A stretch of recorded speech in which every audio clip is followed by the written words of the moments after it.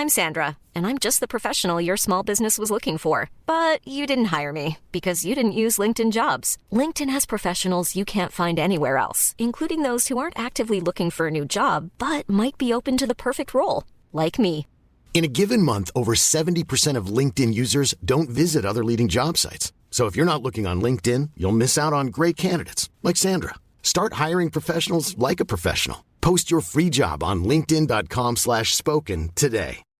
Millions of people have lost weight with personalized plans from Noom. Like Evan, who can't stand salads and still lost 50 pounds. Salads generally for most people are the easy button, right? For me, that wasn't an option. I never really was a salad guy. That's just not who I am. But Noom worked for me. Get your personalized plan today at Noom.com. Real Noom user compensated to provide their story. In 4 weeks, the typical Noom user can expect to lose 1 to 2 pounds per week. Individual results may vary. Hey, Dave. Yeah, Randy. Since we founded Bombas, we've always said our socks, underwear, and T-shirts are super soft. Any new ideas? Maybe sublimely soft. Or disgustingly cozy. Wait, what? I got it. Bombas. Absurdly comfortable essentials for yourself and for those facing homelessness. Because one purchased equals one donated. Wow, did we just write an ad? Yes. Bombas. Big comfort for everyone. Go to bombas.com/ACAST and use code ACAST for 20% off your first purchase. Before we begin, this podcast is brought to you by the generosity of my Patreon supporters. If you enjoy the content and can spare something to contribute to the cost of running the podcast, you can become a supporter or make a one-off tip via the links in the description. Every penny gets reinvested into improving the content of the show. I love putting these episodes together for you, but production comes with costs attached to it, and if I'm going to grow this and take it to the next level, I do need your help. If you can't contribute or aren't keen, I totally understand, but for those who can and are inclined, you know how grateful I am. Either way, remember to drop a like and leave a review, and enjoy the show.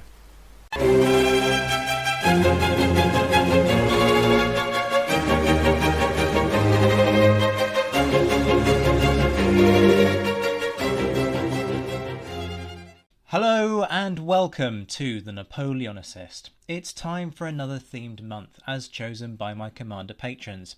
At the time of the vote being held, admittedly there was only one, but it's one of the perks of that tier, and I wasn't going to do Napoleon and start inflating figures just to make the result look more emphatic. The focus this August is therefore Wellington month. Yes, I can hear the mix of groans and cheers already. I've got a whole host of interviews and discussions lined up for you on a range of topics, but today, in the same fashion as with Napoleon month, I'm going to give you a brief run through of the guy's life so that those of you who are unfamiliar can get your bearings before offering some thoughts on the man, his legacy, and so on. Straight away, I want to make an important point. There will be no cult Wellington either in this episode or across the course of the month. Just as Napoleon got a nuanced and honest treatment back in November, so Wellington will get a balanced treatment. Much though some folks do like to dismiss Brits as Wellington fawners, it is possible to appreciate his successes whilst also deploring his failings. I've made no secret, particularly on other podcasts, of the fact that whilst I respect Wellington's achievements as a commander, there is plenty about his career and his character which should be called out. The bottom line I come back to is the same one I mentioned during Napoleon month.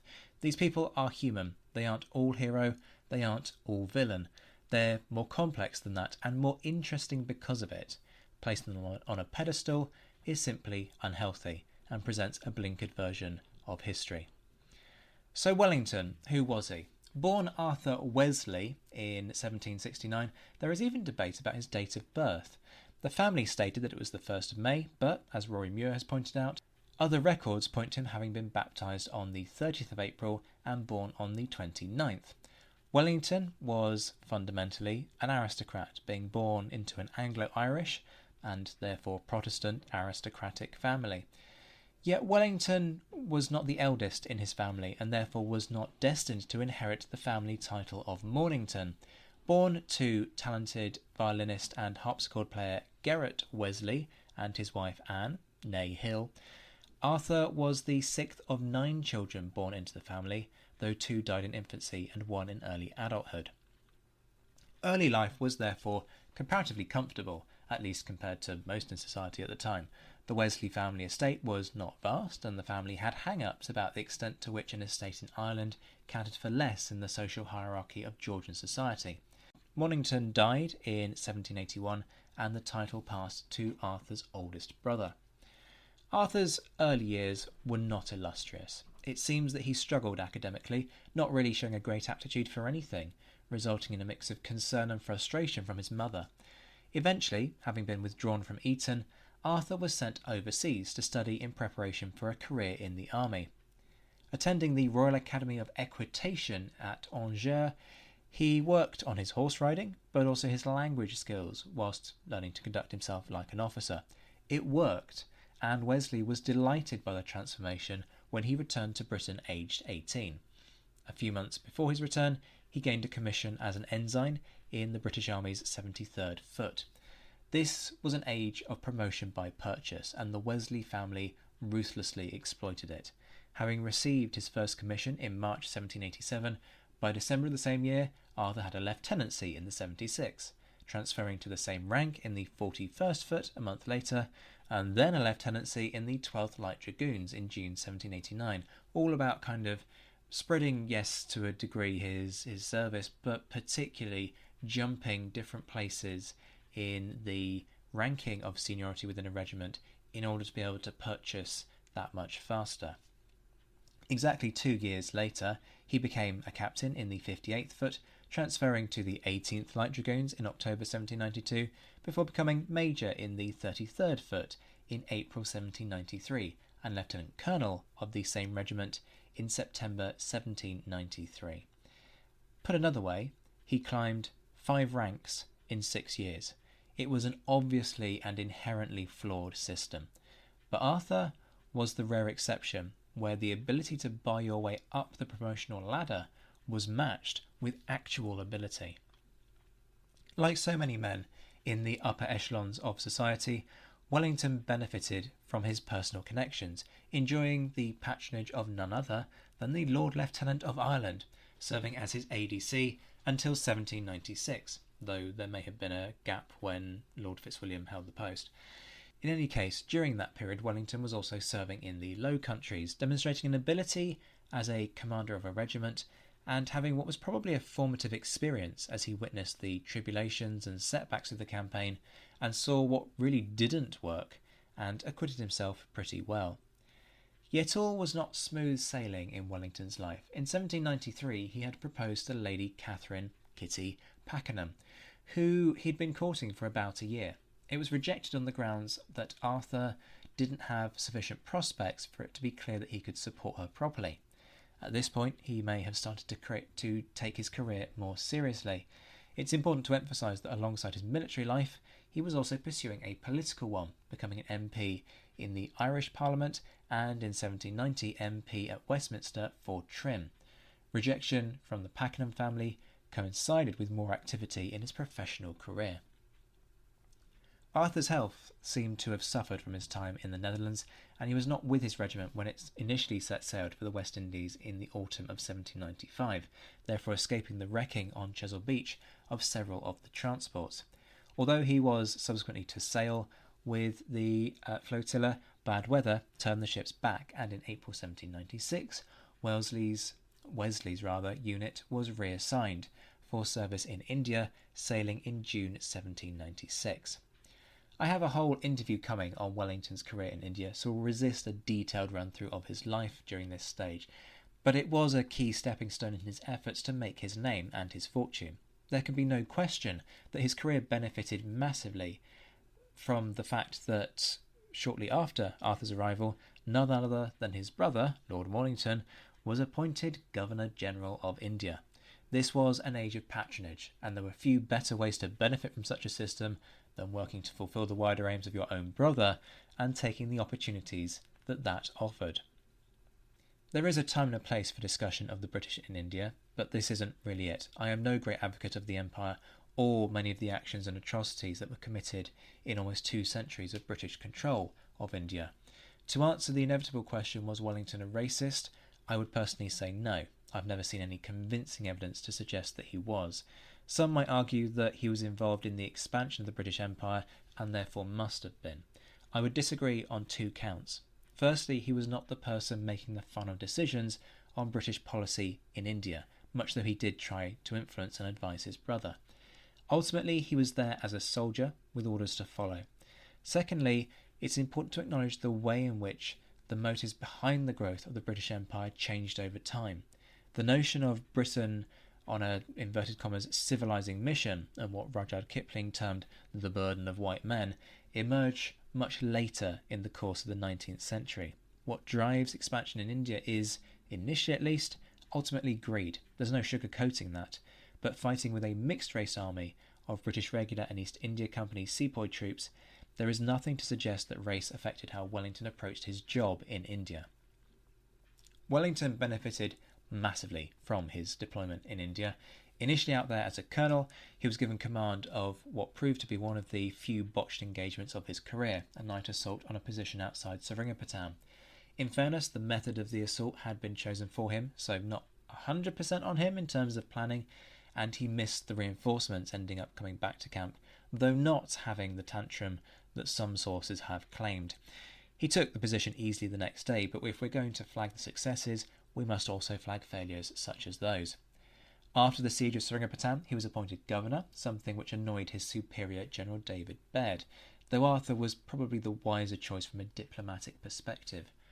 Wellesley, the family name had been changed by that point, also acquired some £4,000 in prize money. That's about 300 grand in today's money. He owed a good chunk of it to his brother, who had loaned him the money to buy his way up the ranks, but Mornington refused to take it.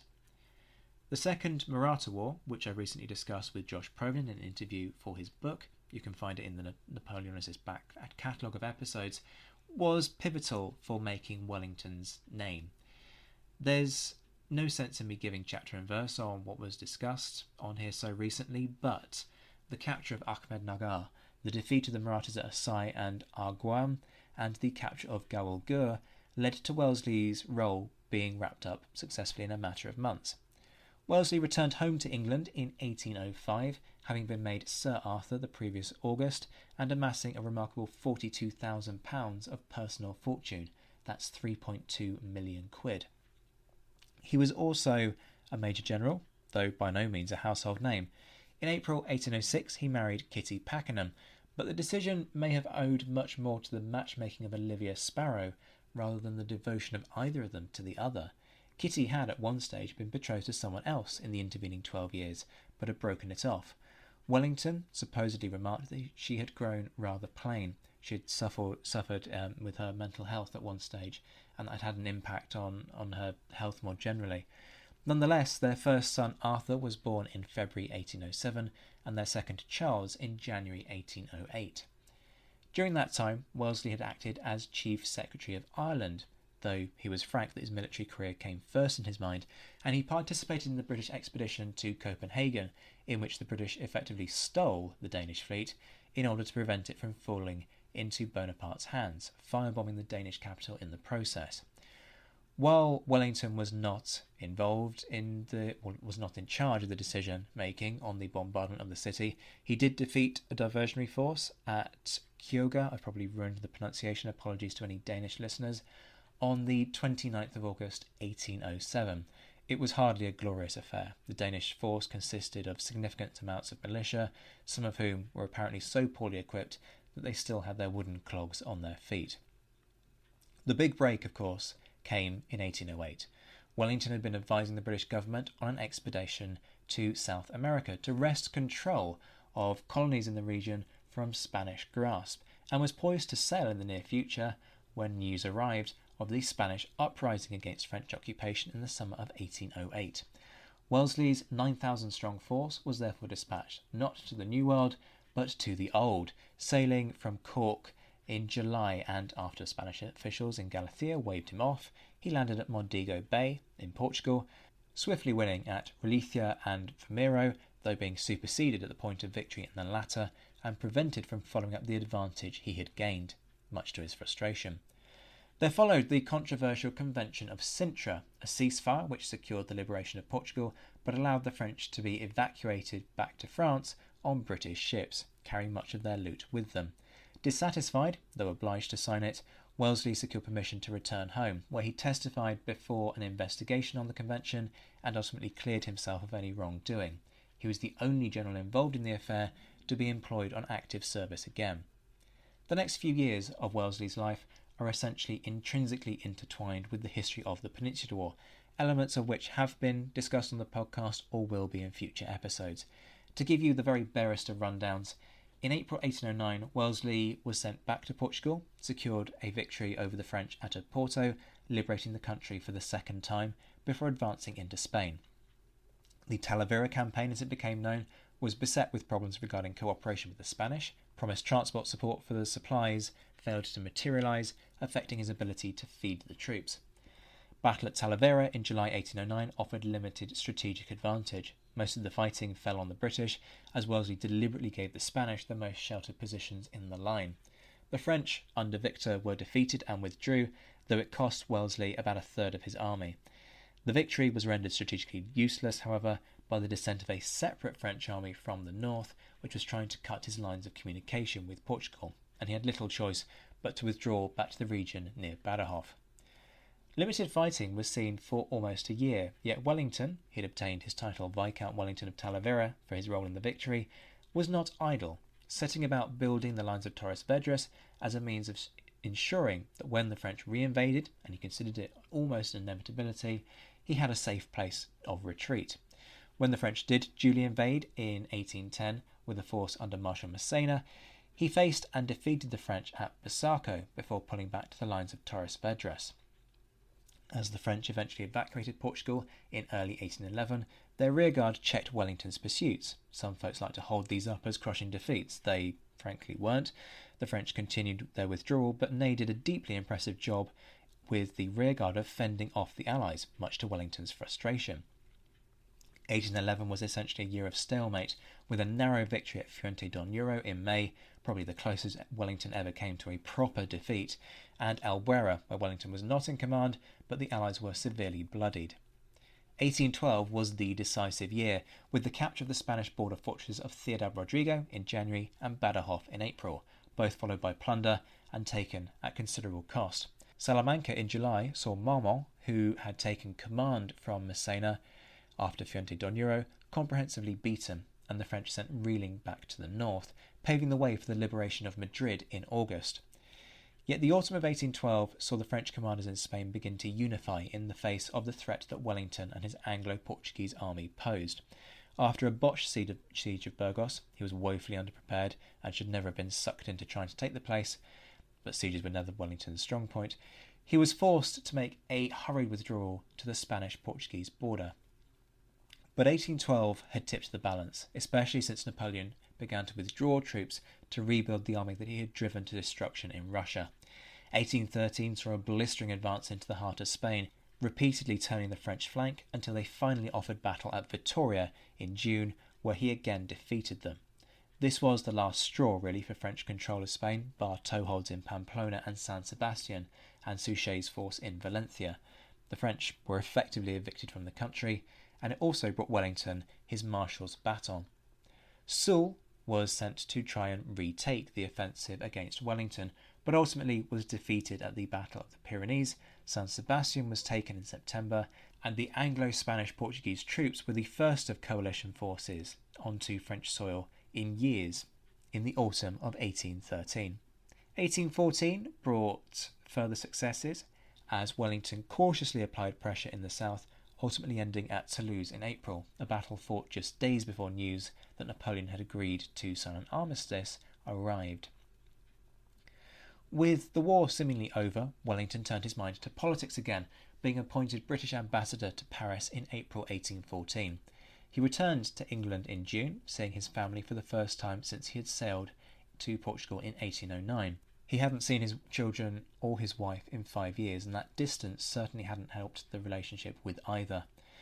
By February of 1815, he was taking his place at the Congress of Vienna, yet, as we know, Napoleon wasn't done, returning to usurp the Bourbon monarchy and instigating the War of the Seventh Coalition. The Waterloo campaign followed, and I'll spare you a rundown of what happened there, and instead direct you to the several thousand books and several hundred podcast episodes that are out there on the battle. Spoiler alert, the Allies won. Wellington went on to command the Army of Occupation, a force which was ultimately withdrawn after just 3 years, far earlier than was initially intended, and a move which Wellington was partially responsible for. As Beatrice de Graaf has shown, Wellington played a role in trying to establish a more stable European order, not only as a diplomat, but also in the building of fortifications along the French border as a buffer against future invasion. It was virtually inevitable that a man who had become the most successful British general of his age was going to end up with a position in government, and he was appointed Master General of Ordnance in 1818. It is sometimes said that Wellington was ambivalent about politicians, which is true, and that he only served out of a sense of duty. I'm a bit more sceptical on that second part. He'd engaged with politics from the earliest possible opportunity and used it to forward his career and actively advised the government on many occasions. Militarily, his future was absolutely secure, so political advancement was an obvious next step. No, he didn't gel with politicians in the way that he perhaps could with soldiers, and certainly when it came to being Prime Minister, he really wasn't ready for the challenge. I'm no great fan of Wellington's career as a politician. Speaking on History Hack, I likened it to the last season of Game of Thrones. Moments of brilliance, but generally a crushing disappointment. The difficult relationship between Wellington and Canning meant that Wellington resigned as Master General of Ordnance and Commander-in-Chief when Canning sought to form a government following Lord Liverpool's stroke in 1827. He returned to the post after Canning's death, but then resigned again upon becoming Prime Minister the following year.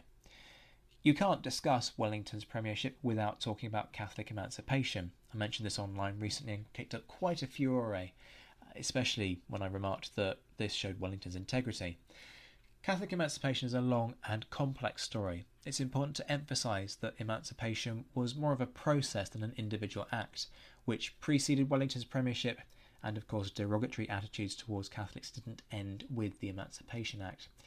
An equivalent in Ireland in 1793 had granted Catholics the franchise in Ireland, and this had been preceded by a bill to allow Catholics to worship freely in 1791.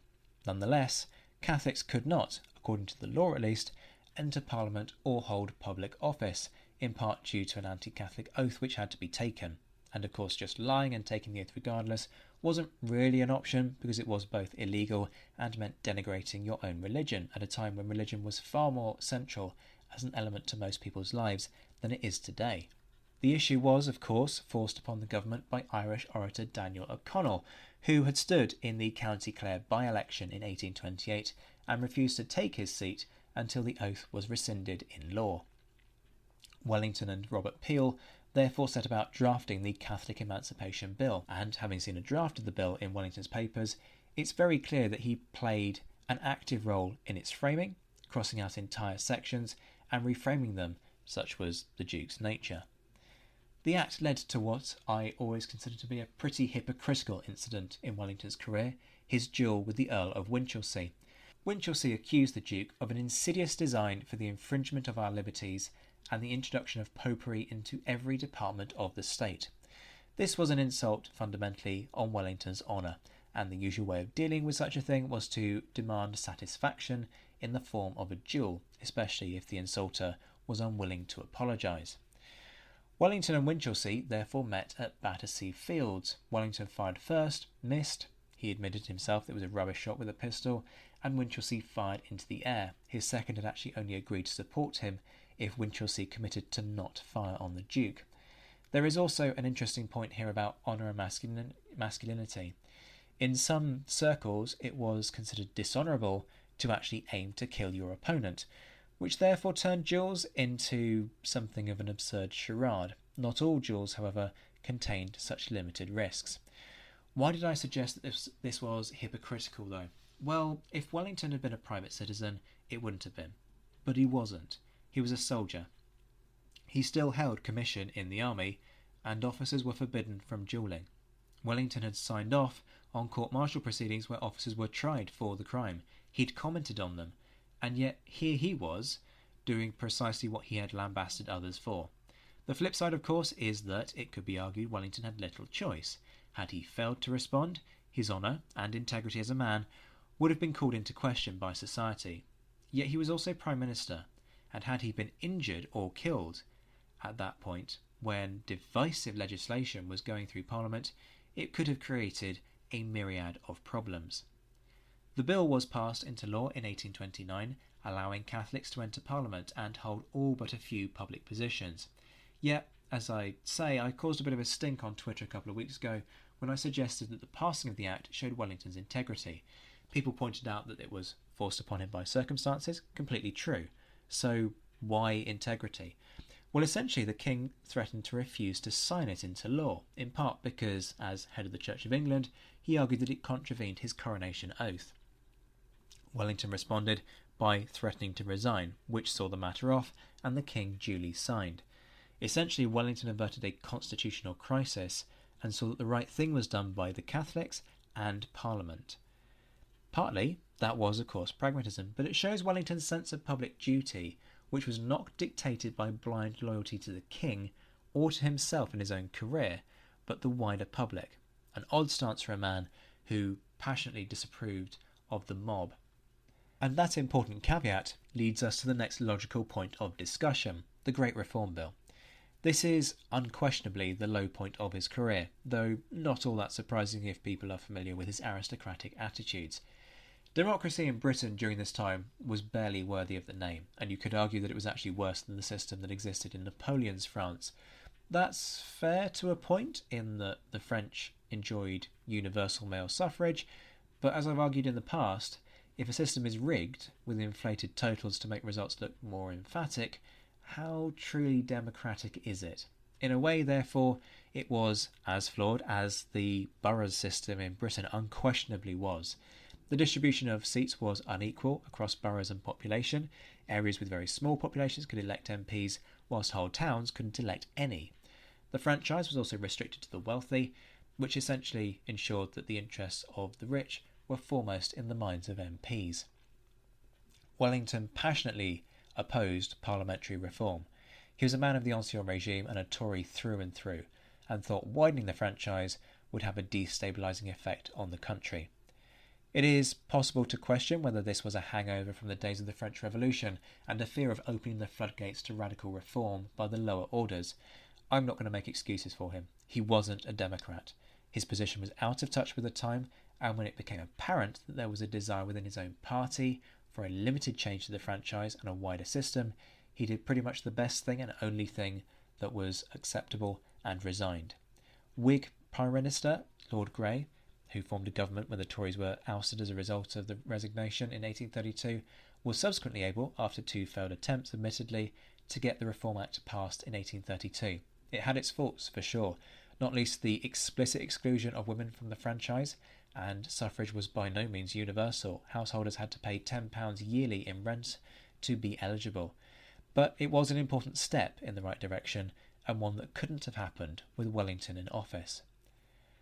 Wellington's later life saw his reputation rehabilitated once the dust had settled from his opposition to the Reform Act.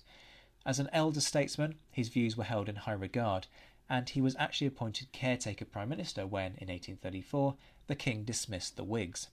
Rather than become PM himself, which was perhaps an option, Wellington sat in for Peel, who was in Italy, until his colleague had returned, becoming Foreign Secretary in Peel's cabinet and leader of the House of Lords. For a variety of reasons, Wellington's decision actually made Peel's life harder. He effectively had little choice but to accept the premiership at a difficult time. Peel might have wanted to say no, but didn't have that option once Wellington had accepted on his behalf. Hey, I'm Ryan Reynolds. Recently, I asked Mint Mobile's legal team if big wireless companies are allowed to raise prices due to inflation. They said yes. And then when I asked if raising prices technically violates those onerous two-year contracts, they said, "What the f*** are you talking about, you insane Hollywood ass?" So to recap, we're cutting the price of Mint Unlimited from $30 a month to just $15 a month. Give it a try at mintmobile.com/switch. $45 up front for 3 months plus taxes and fees. Promo rate for new customers for limited time. Unlimited more than 40 gigabytes per month. Slows full terms at mintmobile.com. Even on a budget, quality is non-negotiable. That's why Quince is the place to score high-end essentials at 50 to 80% less than similar brands. Get your hands on buttery soft cashmere sweaters from just $60, Italian leather jackets, and so much more. And the best part about Quince, they exclusively partner with factories committed to safe, ethical, and responsible manufacturing. Elevate your style without the elevated price tag with Quince. Go to quince.com/upgrade for free shipping and 365-day returns. And with Parliament being dispersed for an election, he couldn't explain his policies. Added to that was the fact that Wellington had basically hacked off some of the MPs that Peel wanted to recruit. But generally, Wellington adopted what could be termed a second-in-command role in politics from this point on, supporting but not forcing the issue. In 1842, he again was appointed Commander-in-Chief when Hill, who had succeeded him initially when he became PM, had died. The jury is definitely out on Wellington's time as C&C, something which actually surprised me when I started discussing this with folks ahead of writing this episode. We'll delve further into this in the course of the month, as there are better placed folks than me, frankly, who can offer their thoughts on it. But my sense, having read Hugh Strawn's book on the topic and found it fairly convincing, is that arch-conservative Wellington came to the fore during this period. He saw little reason to reform the army that had defeated Napoleon, and this led to reluctance to adopt new reforms of weaponry, and, of course, he was a staunch advocate of flogging to the end. He also opposed the creation of a Chief of Staff and the reform of the complicated administration process within the army. However, others have actually suggested that a lot of those reforms were measures beyond his control and remit, and instead were the failures of civil servants rather than Wellington himself. I would leave you to decide at the end of the month where you feel the responsibility lies. Toward the end of his life, Wellington suffered a series of strokes in 1839, 1840 and 41. He ultimately died on the 14th of September 1852 at Walmer Castle, having suffered another stroke earlier that day. He was buried at St Paul's Cathedral with a huge fanfare, including a vast procession train, which an estimated 1.5 million people turned out to watch. For all his conservatism and the opposition and ire he had generated for his views during the Great Reform Crisis, Wellington was deeply mourned upon his death. No assessment of Wellington would be complete without a look at his private life. Apsley House are going to disagree with me on this. I know this because they've already told me, but my opinion is that Wellington was essentially a pretty rubbish husband. He was a serial adulterer, and there was no subtlety or hiding of that adultery. He and Kitty were not well suited, which was obviously part of the problem. He claimed to his friend Harriet Arbuthnot, who, contrary to speculation, was not his mistress, that he had tried to live on friendly terms with her, but he had been driven to seek abroad the happiness which he could not find at home. Kitty came across as possessive. Arthur considered her vain and lacking in the sharp wit which he prized so highly amongst his friends and lovers. At the very end of Kitty's life, when she died in 1831 though, Wellington came to her bedside and there was a curious moment of sentimentality. She ran a finger up his sleeve, looking to see if he was wearing an armlet that she'd given him. He was. He'd been wearing it for 20 years. It's a curious contradiction that Arthur should have been sufficiently caring to have carried that with him all of this time, and yet not been faithful to his marriage vows. Of course, part of the reasoning for that lies in the morals of the time. Affairs were frequent, much more so for men than women, although admittedly it does take two to tango. People will no doubt say that dragging Wellington over the coals for his infidelity is unfair. This was just what men did back then. We must judge people by the standards of the time. Yet, as I've discussed in other episodes, whilst we must temper our assessments to use that line of reasoning to understand an individual's behaviour, that doesn't mean that we should excuse it or pretend that it didn't happen. This goes back to my antipathy about putting historical figures on a pedestal. We have to acknowledge the good alongside the bad, and a warts and all calling out of behaviour is an important element of that. We shouldn't, in my view, hold Wellington up as a shining example as a figure of history, encouraging people to admire his achievements without being frank with ourselves about all aspects of his life and nature. Let's move on then to consider that wider picture. How should we assess Wellington? In one sense, this is quite easy. Incredible soldier, mediocre to poor politician. But that doesn't offer us much in terms of understanding, so let's break it down. Wellington was one of the great soldiers of the age. The inevitable question is, was he the greatest? Well, he got the better of everyone who Napoleon sent to deal with him, and it's worth considering the ability of some of those men. Victor, Ney, Marmont, and particularly Massena and Soult. The last two are ranked amongst some of Napoleon's best subordinates. The two question marks are Davout and Napoleon. I'm going to park Davout. I know that sounds like a bit of a cop-out, but ultimately you have to ask yourself there whether Wellington was capable of pulling off an Auerstadt. That's not something that we can ever truly know, because he never had to do it. But there's nothing obvious to suggest that the answer was no, he couldn't do it. We could and may well yet debate that, and I'm happy for people to dispute that with me. That's part of the fun, and it's an interesting discussion. But it's a difficult one to argue without emphatic proof one way or the other. Was he better than Napoleon? Brace yourselves for this one, because it will surprise you. Probably not. Wellington never had an Austerlitz. Salamanca, in my opinion, was the closest he got. In part, this is all down to Wellington's style. He was more about meticulous planning of the microscopic details, and that therefore meant that on many occasions he was less in need of improvising. On the occasions where he did improvise, and this is where the Salamanca comparison becomes useful, we still see Wellington the careful micromanager who has everything in hand. In many ways, that's a huge strength, and this will always be a tough one to judge because for much of Wellington's career, he was dealing with much smaller forces than Napoleon wielded. But ultimately, I would say this. Napoleon on his best day was more than a match for Wellington on his best day. Sure, there's Waterloo, but let's not pretend that Napoleon was at his best at Waterloo, or that the spoils go solely to Wellington for that victory. More on that in a bit. What is perhaps more interesting, though, is why was Wellington so successful? The boring but truthful answer is attention to detail. He was the ultimate micromanager and an undisputed workaholic. His letters, held at the University of Southampton's Hartley Library, offer emphatic proof of both the clarity of his mind and his ability to process the macro and the micro almost simultaneously. He could turn from writing a dispatch to the Secretary of State for War on the progress of the campaign to a letter to an adjutant on the proportion of oats that should go into horses' feed, to then reviewing court-martial proceedings and determining whether a judgment was legal, before then sending orders to one of his divisional commanders, giving them precise instructions on what they should do, where they should march, and what should happen in the result of various eventualities unfolding. In one sense, that's perhaps the most valuable lesson from Wellington's story. There is no substitute to sheer hard work if you want to be successful.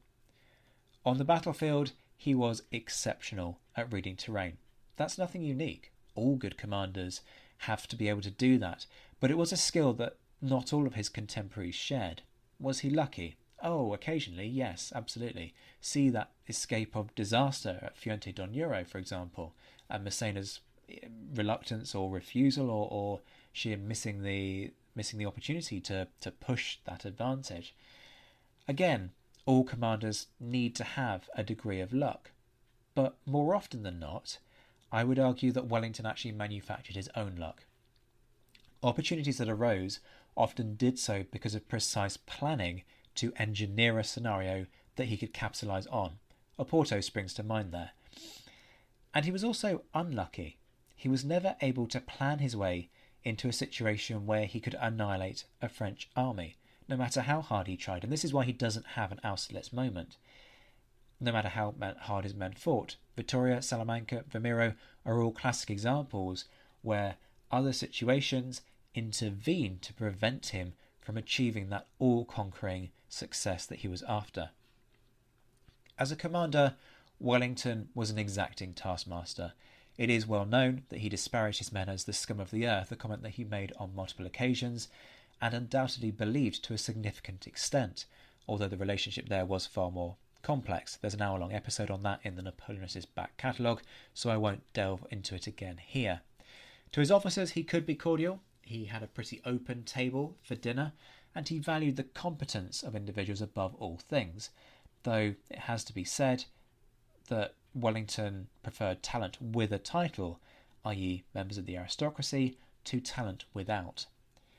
He was not prone to displays of affection. He did not embrace or even closely interact with his soldiers on a personal level, in stark contrast there to Napoleon. That doesn't mean that he was indifferent to them, though. It was a relationship to a degree based on both sides upon trust, respect, and reliance of the other to do their duty.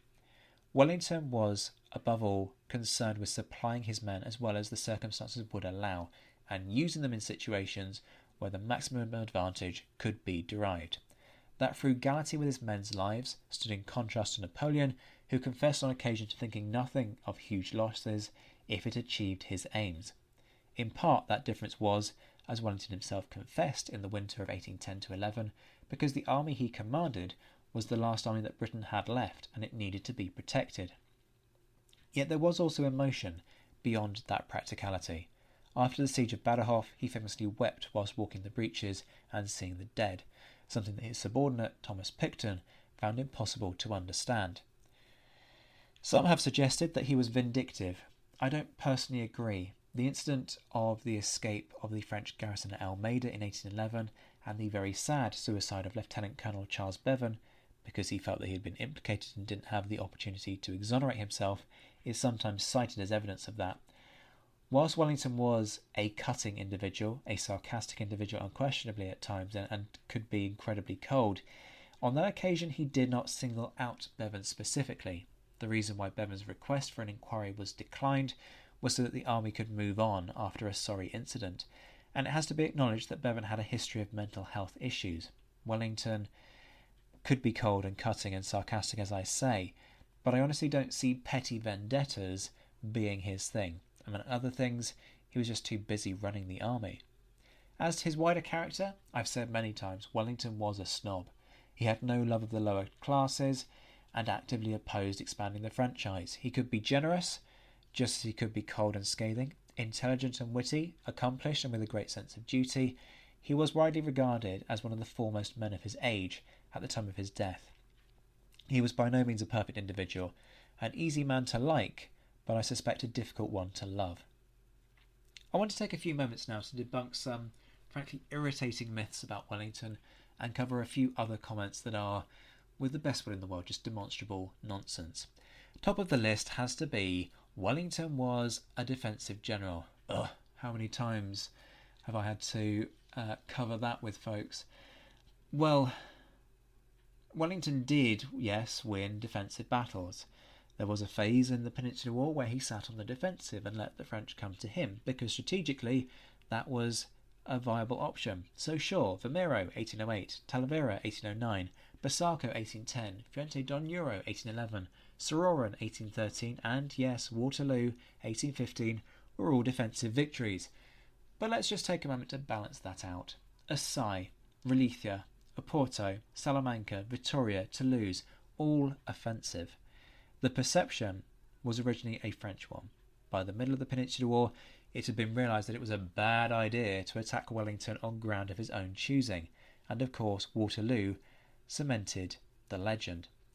There's another point to make though. Apart from being plain wrong and missing the fact that Wellington was as dangerous on the offensive as he was on the defensive, why should being a capable defensive commander be a bad thing? Sure, it contrasts with Napoleon, who is famous for a more aggressive style, but defence in the right time and place has its advantage. It often is a sign of wishing to be more conservative with the lives of your men. It also indicates an ability to read your enemy, to know their intentions both at a tactical and strategic level, and to play that to your own advantage. Wellington is branded as defensive as if it's some kind of insult.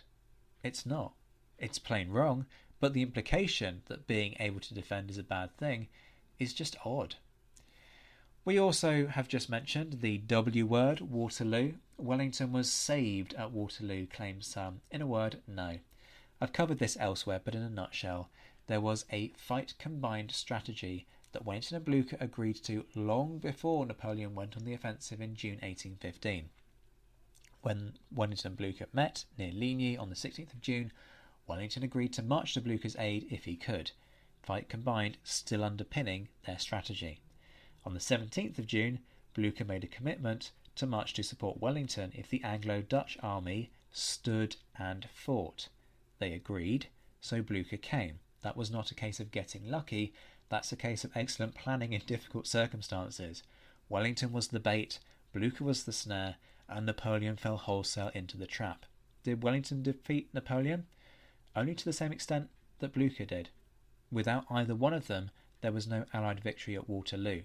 It was a combined Allied victory, a coalition victory, neither wholly British, nor Prussian, nor Dutch. This leads to another common complaint that I hear screamed on some online forums. Wellington always fought with allies. And? Genuinely, so what? Seriously, I've never got the point of that one. Britain had a small standing army. There are historical reasons for that relating to the antipathy that the Brits held towards large standing armies, which goes back to the English Civil War in the 17th century. Britain therefore played an active role in supporting other nations with grievances against Napoleon, and worked with them where it could by putting troops in the field. The Portuguese army was completely retrained under the British system and using British money, with phenomenal results. If Wellington made use of allies, that is surely an indication of someone who can not only grasp the reality of the strategic situation, but also has the diplomatic ability to work with commanders of other nationalities. Those aren't failings, they're assets. If I started trying to claim that Napoleon was a worse commander for building a coalition force in the form of his 1812 Grande Armée, I would expect to be laughed out of the room. The Allies thing is just, I'm sorry, nonsense. Wellington ran away a lot, claim some of his most ardent detractors. Since when was a strategic withdrawal a bad thing? Consider this, which is worse, to fight it out in the desperate hope of winning, using your men's lives as dice in a desperate gamble when you've been outmanoeuvred, or having the awareness to know when not to fight and conduct a prudent withdrawal. Yes, on plenty of occasions Wellington withdrew, but in the process he only ever fought a battle on his own terms, bar the exception of Soult's advance across the Pyrenees. He was never forced into an action by mistake or at a significant disadvantage. He was in control. Sure, that's far less exciting, less dramatic, and shows less sort of spur-of-the-moment flair. But none of those things are what you really want as a soldier in a battle. You want to be fighting at maximum advantage to maximise your chances of winning. Wellington delivered on that point 9 times out of 10, and his men knew it. Of course, I can't wrap this up without giving you some reading recommendations. If you've listened to this podcast, you'll know by now that I am a huge fan of Rory Muir's work, so this isn't going to come as a shock to you. Rory Muir's 2-volume biography, Wellington, The Path to Victory, and Wellington, Waterloo and the Fortunes of Peace, are frankly the Bibles. They are peerless. Yes, they're lengthy at 800 pages each or thereabouts, but they're very reasonably priced. You can get them from Yale University Press or the Napoleonicist bookstore, check the link in the description, and they're effortless reads. If you only want to read about Wellington once in your life, take the time to read those and you won't be disappointed. Obviously, not everyone has the time or inclination to invest that much of their life into Wellington. Understand that, but the good news is that there are other decent options on the market. Elizabeth Longford was the go-to before Rory Muir's work hit the market. Longford also wrote 2 volumes dividing her work along the lines of Wellington's military career and his political career, but the 2 are commonly found now in 1 volume printed by Abacus. Richard Holmes's Wellington the Iron Duke is actually a really nice starting point for anyone who wants a relatively shorter but highly entertaining read. It's not deep in its detail, but not everyone wants to fixate deeply on the topic, and it's infinitely preferable to relying on something like Wikipedia. Holmes researched well and wrote exceptionally engagingly, so although some historians would class it as a coffee table history, from a general interest perspective, it's fantastic. On Wellington's nature as commander, I'm going to flag 2 books for you. George Jaycock's Wellington's Command, a reappraisal of his generalship, is a thought-provoking read. In places it feels almost tentative, as if George is concerned that the weight of Colt Wellington is about to come crashing down upon him.